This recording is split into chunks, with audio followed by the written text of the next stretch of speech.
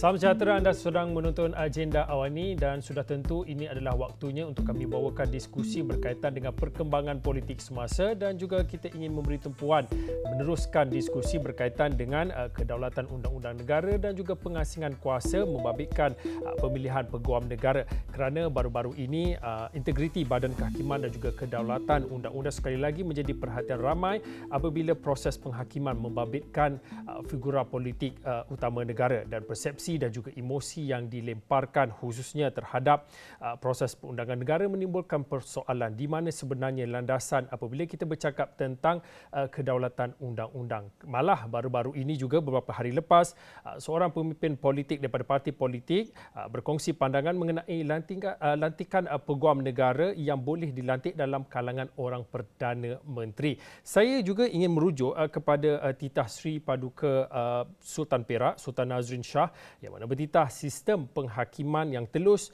menggambarkan proses keadilan yang berwibawa dan tidak dibayangi dengan perasaan gusar dan juga gentar pada sesiapa pun. Baginda juga turut bertitah dalam sistem keadilan. Hakim merupakan watak yang cukup penting dan juga mempunyai peranan besar serta menjadi simbol dalam memastikan kredibiliti dan juga kewibawaan institusi kehakiman. Jadi pada malam ini di platform Agenda Awani, yang pertamanya kita ingin melihat kepada bagaimana boleh kita dan bagaimana perlunya untuk kita fahami tentang pengasingan kuasa tersebut berdasarkan 3 cabang: perundangan, eksekutif dan juga kehakiman. Kedua, bagaimana untuk kita melihat tentang keyakinan rakyat terhadap sistem perundangan negara, dan akhirnya kita bercakap tentang pendidikan politik yang perlu diberi perhatian serius agar fungsi setiap badan perundangan dan juga pemerintahan terutamanya Badan Kehakiman tidak disalahertikan. Untuk malam ini saya ingin bersama dengan Mujibu Abdul Muiz. Mujibu Abdul Muiz adalah pengasis politik yang juga fellow kursi Institusi Raja-Raja Melayu Universiti Teknologi Mara UiTM. Assalamualaikum Mujibu. Waalaikumsalam Budi, selamat malam.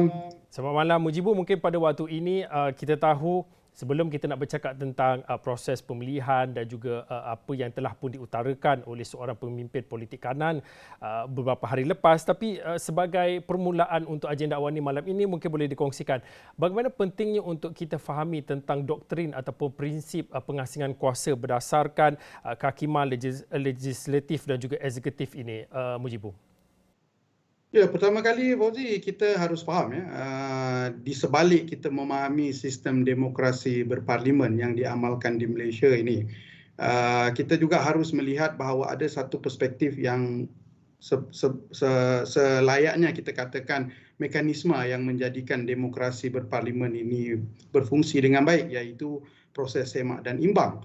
Maka bila orang bertanyakan tentang proses semak dan imbang, ia hanya boleh berlaku sekiranya wujud doktrin pengasingan kuasa, di mana ketiga-tiga cabang kerajaan itu, eksekutif, kehakiman dan legislatif itu terpisah. Terpisah ini maksudnya mereka ini bukan saja memainkan peranannya yang tersendiri, dalam masa yang sama juga mereka harus memegang satu prinsip, iaitu ketiga-tiga cabang ini bukan saja tidak boleh dipengaruhi, cannot be interfered, tetapi juga tidak boleh dicampur tangan, interfered and influence. Ini doktrin yang mendukung idea pengasingan kuasa yang membawa kita kepada proses semak dan imbang. Kalau ini tidak boleh dilakukan, maka sudah tentu kita akan mengatakan demokrasi yang kita dukung itu cacat, ataupun kita boleh kata dia senyet. Ya, kalau tidak cacat pun mungkin kita kata senyet lah. Dan sudah tentulah sebagai sebuah negara yang mengamalkan demokrasi, kita tidak mahu demokrasi kita ini bukan sekadar runtuh, senyet ataupun pincang, tapi juga dilihat senyet, rosak ataupun pincang. Sebab itu pengasingan kuasa ini menjadi kunci kepada semak dan imbang itu.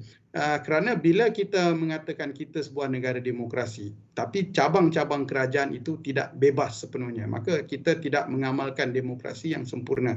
Benar, mungkin sukar untuk kita mendapat satu sistem yang sempurna, tetapi sekurang-kurangnya kita perlu kepada satu sistem yang kita boleh percayai, yang kita boleh anggap sebagai sesuatu yang kalau ada masalah kita boleh berharap kepadanya. Ini satu perkara yang paling penting dalam sistem demokrasi itu. Kerana kalau dalam perkembangan semasa, Fauzi, saya melihat ini satu kenyataan yang dibuat oleh pemimpin yang bagi saya sangat berbahaya dalam sebuah negara yang mengatakan mengamalkan demokrasi, ya, kerana ini terang-terangan bukan saja memperlihatkan adanya campur tangan, ya, interference, tapi juga mungkin ada pengaruh, influence di dalam perkara itu. Sebab bila kita bercakap tentang pengasingan kuasa dan doktrin semak dan imbang, elemen-elemen ini yang perlu kita teliti, ya, apakah berlaku campur tangan direct, ya, walaupun secara asasnya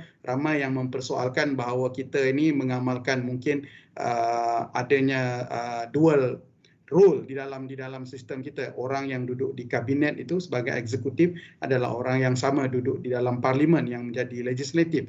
Tapi dalam masa yang sama kita kata adanya institusi yang di Pertuan Agong itu yang mengimbangi ketiga-tiga ini, kerana ketiga-tiga ini terletak di bawah jurisdiction yang di Pertuan Agong. Sebab itu dia perlu dilihat bukan saja neutral dan independen, tapi benar-benar berlaku neutral dan independen itu. Ini yang harus difahami, kerana kalau pengasingan kuasa ini tidak berlaku secara real ataupun secara teknikalnya, maka kita boleh mengatakan demokrasi kita itu barangkali dianggap sebagai pincang dan tidak sempurna. Mujibu, maaf kalau saya nak bertanya pada waktu ini, merujuk kepada kenyataan yang dikongsikan oleh seorang pemimpin politik beberapa hari lepas, iaitu berkaitan dengan lantikan peguam negara boleh dilakukan ataupun boleh melantik orang kita ataupun yang seperti apa yang difahamkan sebagai peguam negara untuk memudahkan urusan. Kalau dari segi teknikalnya dan berasaskan amalan demokrasi berparlimen itu dibenarkan berdasarkan artikel 145 Perlembagaan untuk lantikan peguam negara, bagaimana boleh kita fahami ia dibenarkan kalau dari segi peruntukan undang-undang, tetapi daripada nilai dan juga seperti apa yang dikhawatirkan oleh Mujibu pada awal tadi, bagaimana pertentangan dua itu, Mujibu? Ya, inilah yang kita katakan adanya unsur-unsur shallow ataupun indirect interference yang berlaku disebabkan oleh perlembagaan itu membenarkan, ya, walaupun kita kata benar Perdana Menteri boleh mengusulkan melantik siapa juga menjadi peguam negara dan lantikan itu akan diperkenan oleh yang di-Pertuan Agong. Tapi ini bergantung kepada Perdana Menteri itu sendiri. Tetapi itulah mengharapkan satu sistem yang perfect dengan menjadikan ini sebagai alasan, bagi saya dia sesuatu yang perlu dinilai oleh Perdana Menteri itu sendiri, kerana jelas, ya, kalau saya rasa isu ini bukan baru, ya Fauzi. Kita pernah membicarakan isu yang sama ketika pelantikan AG ketika zaman PH dulu, dan ketika peguam negara pada ketika itu meletak jawatan selepas saja langkah Sheraton berlaku, mereka juga melantik benda yang sama. Jadi saya rasa vicious circle seperti ini perlu dihentikan, kerana ini berkait rapat dengan persepsi dan keyakinan kita terhadap institusi keadilan. Kerana walaupun AG Chambers itu adalah sebahagian daripada itu, bukan sebahagian daripada mahkamah kita, walaupun dia sebahagian daripada sistem keadilan, tetapi ini melibatkan persepsi. Dan sudah tentulah apabila kenyataan-kenyataan politik yang begitu, dia akan menjauhkan kita lagi daripada mempercayai yang sistem keadilan kita ini sebenarnya satu sistem yang benar-benar bebas dan berkecuali.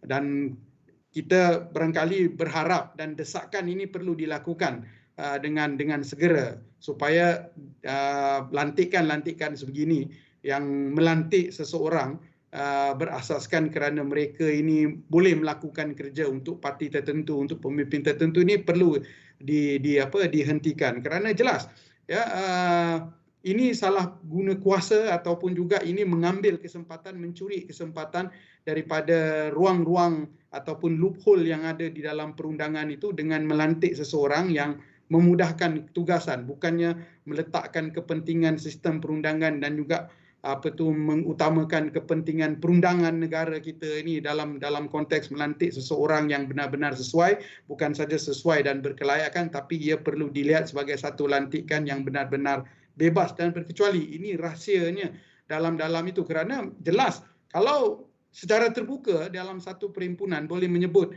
melantik orang kita, maka saya rasa parti lain pun nanti kalau memerintah dia akan buat yang sama. Jadi saya rasa ini tidak akan menghentikan vicious circle itu, dan sudahnya kita punya persepsi terhadap sistem kehakiman itu makin hari semakin teruk dan kita makin tidak percaya dengan sistem itu, dan sudah tentulah apa yang kita harapkan daripada pengasingan kuasa mekanisme semak dan imbang itu juga akan terjejas, Fauzi. Mujibu, semalam kami di Astro ini berkesempatan untuk menebual Presiden Majlis Peguam Karen Shah yang mana mengatakan jawatan Peguam Negara adalah tetap dan tidak boleh ditukar sewenang-wenangnya. Tetapi jika ada keperluan untuk berbuat demikian, sebuah tribunal haruslah ditubuhkan. Dalam mana kita bercakap tentang lantikan ataupun penukaran ataupun pemilihan peguam negara ini, jawatannya tetap tetapi boleh dilakukan jika ada keperluan untuk menukar ataupun melantik yang baru. Bagaimana kita nak pastikan peguam negara yang dilantik ini tidak dibayangi ataupun tidak berdepan dengan desakan ataupun tekanan politik daripada pihak-pihak tertentu? Ya, ada banyak mekanisme yang boleh dilakukan. Salah satunya seperti mana yang dicadangkan oleh Presiden Majlis Peguam sebentar tadi, ya, Fauzi. Masalahnya itulah kerana dalam masa yang sama perlembagaan membenarkan bahawa lantikan Peguam Negara ini dibuat berdasarkan syur dan rekomendasi oleh Perdana Menteri. Dan ini seperti mana yang kita bincangkan sudah pun berapa kali dipersoalkan. Tapi itulah, kita tidak melihat adanya satu keazaman politik yang dilakukan oleh mana-mana parti yang membentuk kerajaan untuk melakukan perubahan. Jadi saya rasa kalau seperti mana yang kita faham, lantikan AG ini dibuat berdasarkan siapa naik jadi Perdana Menteri, mungkin dia tidak akan menyelesaikan masalah. Tapi penyelesaian itu perlu dilakukan dengan segera kerana seperti mana yang kita bincangkan tadi, ini melibatkan keyakinan dan persepsi terhadap sistem keadilan negara. Jadi saya berpendapat kalau perlu dilakukan, sebab dalam perundangan lantikan AG ini boleh dibuat oleh Perdana Menteri. Tapi inilah yang pentingnya, iaitu keazaman Perdana Menteri untuk melantik mereka yang sesuai, yang dia anggapkan boleh melakukan sesuatu dalam keadaan beliau itu boleh bersifat neutral dan berkecuali. Ini yang paling penting, ya, kerana jelas mencari seseorang yang berkaliber itu tidak menjadi masalah. Banyak mereka-mereka yang ada nama, yang ada reputasi di dalam perundangan boleh dilantik AG. Tetapi dalam perundangan juga memecat AG itu ataupun menurunkan seorang peguam negara itu barangkali boleh dilakukan bila-bila, walaupun kita kata satu idea yang baik menubuhkan satu tribunal, menjadikan dia semacam juga hakim bila mana nak di-discharge daripada tugas dia, mungkin peers dia itu, ini mungkin satu cadangan yang baik. Walaupun saya tidak ada latar belakang yang detail tentang perundangan ini, tapi saya rasa cadangan-cadangan yang dikemukakan oleh Majlis Peguam itu dibuat berdasarkan pengalaman dan pengetahuan mereka terhadap dunia perundangan itu barangkali perlu dipertimbangkan. Isu besar, Fauzi, ya, saya rasa dia tidak boleh tukar kerajaan, tukar Perdana Menteri nak lantik. Bila ada isu-isu yang melibatkan pemimpin, ya, nampak sangat macam nak cover, tukar AG pula. Ini satu-satu ni, baik kerajaan mana pun, saya rasa ini perlu dibetulkan dengan segera.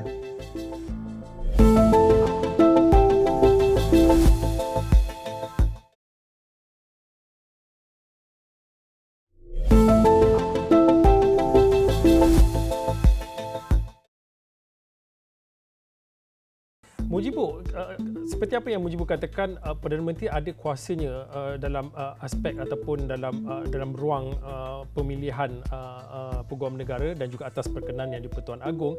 Tapi mungkin pada waktu ini, sejauh mana keperluan untuk Perdana Menteri ataupun apa pertimbangan yang perlu dilakukan oleh Perdana Menteri untuk sama ada melantik ataupun menukar peguam negara seperti yang didesak ataupun yang dicadangkan oleh pihak-pihak tertentu? Penilaian peguam negara itu patut dilakukan berdasarkan template ataupun kriteria tertentu.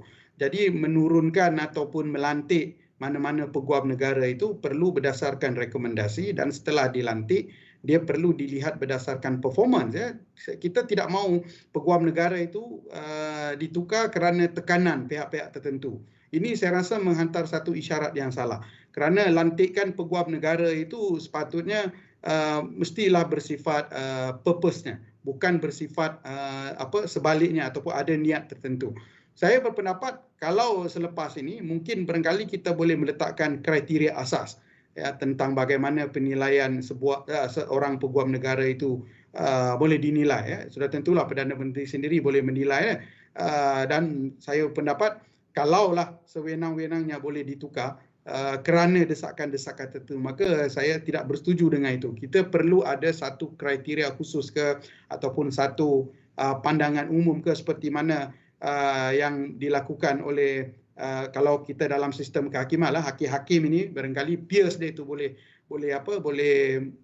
memberi rekomendasi dan boleh buat penilaian kepada hakim-hakim yang seterusnya. Begitu juga barangkali peguam negara, kita boleh barangkali meminta majlis peguam ya, ataupun mungkin peguam-peguam di pejabat-pejabat ataupun di kementerian-kementerian ya, kita kata legal office di jabatan-jabatan di kementerian-kementerian itu barangkali boleh digunakan bagi menilai itu, kerana peguam awam ini ataupun peguam negara ini adalah lantikan awam. Jadi kita patut memberikan pihak awam yang menilainya.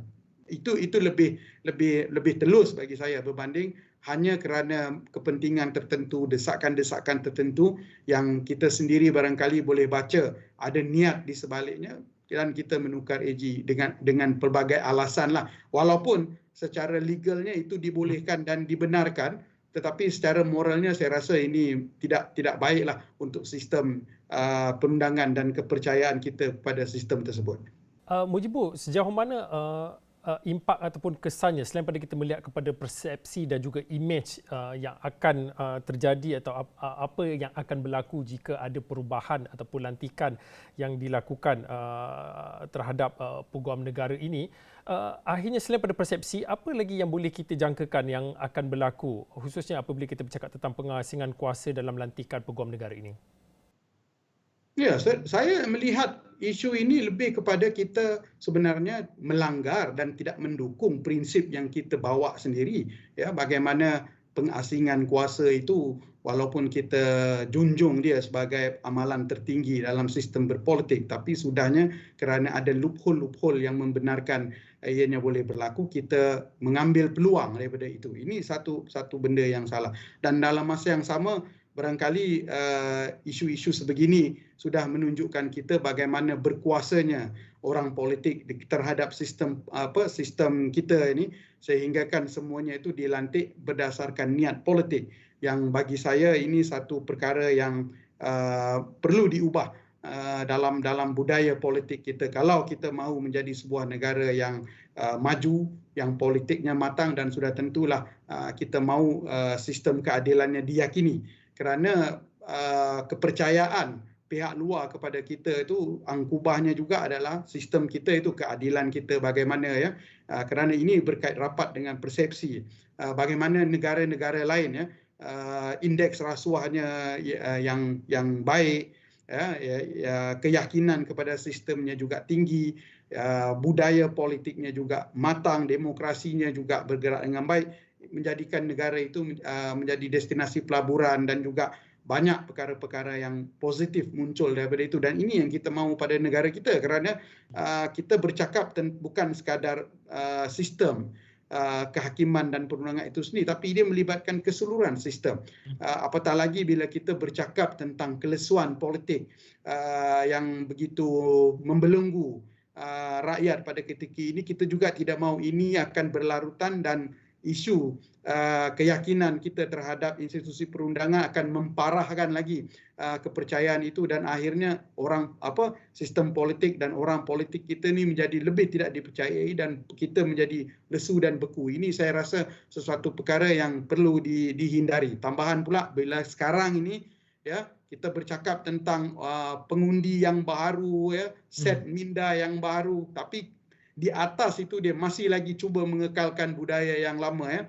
Ini saya rasa sesuatu yang tidak betul dalam perjalanan politik kita. Jadi sebab itu perkara-perkara ini perlu dipertimbangkan dengan serius bagi mengelakkan bukan saja memburukkan masalah persepsi di kalangan rakyat, tetapi juga masalah keyakinan orang luar terhadap kita. Kalau diikutkan dalam episod sebelum ini pada jam 8.30 tadi, rakan saya Zulfitri berkesempatan untuk menubual Menteri Kanan Datuk Seri Azmin Ali dan bertanyakan soalan panas dan juga berkaitan dengan isu pilihan raya umum, dan ditanyakan bila agaknya, kalau dah lihat kepada angka pertumbuhan ekonomi dan juga perdagangan, bila agaknya waktu dan juga tempoh yang sesuai perlu diadakan PRU. Jawab Datuk Seri Azmin, jika Mujibu sempat tadi dengar, katanya sekurang-kurangnya dalam tempoh 6 bulan ini. Mungkin pada waktu ini kita tahu ada pihak yang mendesak untuk segera diadakan pilihan raya umum. Ada pihak mengatakan kita perlu tunggu dahulu sebab negara masih lagi dalam proses pemulihan. Tapi daripada aspek dan juga sudut pandang pemerhati politik, bila agaknya tarikh yang akan diumumkan sebagai PRU ke-15 untuk tarikh mengundi ini? Ini satu soalan yang paling banyak ditanya oleh kita. Kalau berjumpa dengan orang di luar sana, semua tanya bila pilihan raya, bila paling sesuai pilihan raya. Jawapannya mudah saja, Fauzi. Kalau kita tanya pada orang politik, dia akan membuat pertimbangan politik sebelum mengeluarkan jawapan. Bila Datuk Seri Azmin mengatakan 6 bulan tu, saya melihat bahawa 6 bulan tu mungkin sebab dia melihat bahawa 6 bulan itu satu tempoh yang panjang, masih lagi boleh memanjangkan karier politik, kerana kalau PRU awal sudah tentu pertimbangan boleh menang PRU itu menjadi salah satu angkubah untuk melakukan PRU. Jadi kalau ditanya orang politik, dia akan beri tarikh yang tertentulah. Sebagai pemerhati, saya melihat bahawa PRU ini adalah satu yang perlu dilakukan secara tetap dan berkala. Perkataan itu tetap dan berkala. Jadi pada pandangan saya, kalau sudah tetap dan berkala, kita tunggulah sampai mandat habis sehingga 5 tahun. Itu yang paling sesuai. Walaupun dalam konteks perundangan kita, kuasa prerogatif untuk membubarkan parlimen itu ada di tangan Yang di-Pertuan Agong setelah diperkenan oleh Baginda, dan usul itu dibawa hanya yang boleh melakukan usul untuk bubar parlimen ini hanya boleh dilakukan oleh Perdana Menteri. Maka kita tidak boleh berteka-teki lah, kerana ini satu klausa yang jelas dan terang bagaimana pilihan raya itu boleh dilakukan. Tapi bagi saya, apa salahnya kalau dalam tempoh beberapa yang berbaki ini untuk menyelesaikan dulu hal-hal rakyat, kerana banyak isu-isu yang tidak selesai. Dan sudah tentulah kalau kita tanya daripada tinjauan di luar sana, rakyat masih lagi tidak bersedia dengan mood pilihan raya. Yang barangkali bersedia dengan mood pilihan raya ini hanya penyokong UMNO Barisan Nasional saja, saya rasa. Dan sudah tentulah kalau dilakukan PRU awal, dia mengundang pelbagai persepsi. Persepsi tentang mahu menyelamatkan orang-orang tertentu daripada kes-kes mahkamah, mahu menyelamatkan parti tertentu, mahu dibuat kerana mahu cepat berkuasa. Ini satu persepsi yang tidak betul bagi PRU, kerana bagi kita harus mengantar satu isyarat yang betul tentang apakah dia pilihan raya ini. Kita diberikan tanggungjawab untuk memilih kerajaan bagi tempoh 5 tahun, bukan untuk memilih parti, kerana isunya adalah pilihan raya ini dibuat bagi memberikan kelebihan. Kita faham itu dari segi congkakan politik, tapi dalam masa yang sama kita juga harus mengantar isyarat yang betul. Dalam konteks kita kata mahu memberikan pendidikan politik, literasi politik, ini salah satu elemen literasi yang perlu dibetulkan. Membuat pilihan raya secara tetap dan berkala bagi semua orang memilih kerajaan yang betul. Kerana mereka ini akan menentukan dasar, menentukan perundangan dan akan mengeluarkan polisi-polisi yang baik untuk rakyat. Dan juga sudah tentulah dalam keadaan yang tidak menentu ini, kita mahu satu affirmative action yang membetulkan keadaan dan memastikan kita balik ke landasan yang tepat. Ini yang perlu dihantar, Fauzi. Kerana kalau ditanya secara jujur kepada saya melihat PRU itu boleh diadakan mengikut tempoh yang tadi, yang tetap dan berkala. Tapi kalau ditanya pada orang politik, itulah jawapannya.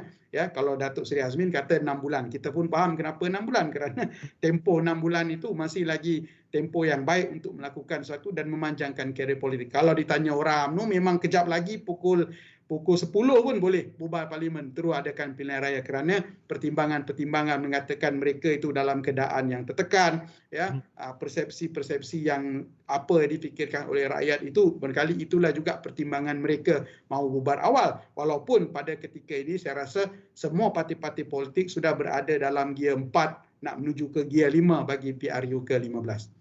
Okey, baik. Sentiasalah tak cukup masa kalau bersama dengan Mujibu ni. Tapi tak apa, kau cakap pasal politik ni panjang lagi ceritanya sehinggalah pada menuju pilihan raya umum yang ke-15. Terima kasih Mujibu Abdul Muiz. Mujibu adalah fellow kursi Institusi Raja-Raja Melayu, Universiti Teknologi Mahara UiTM yang juga penganalisis politik, yang mana pada awal tadi kita berbincang berkaitan dengan kedaulatan undang-undang negara dan juga pengasingan prinsip pengasingan kuasa dalam pemilihan dan juga pelantikan peguam negara. Dan di akhir-akhir tadi saya bertanyakan tentang apa dan juga bagaimana agaknya dan impaknya apabila pilihan raya umum sama ada diawalkan ataupun dilambatkan. Saya kira itu saja untuk waktu ini agenda awal ni. Saya Fauzin, kita jumpa lagi.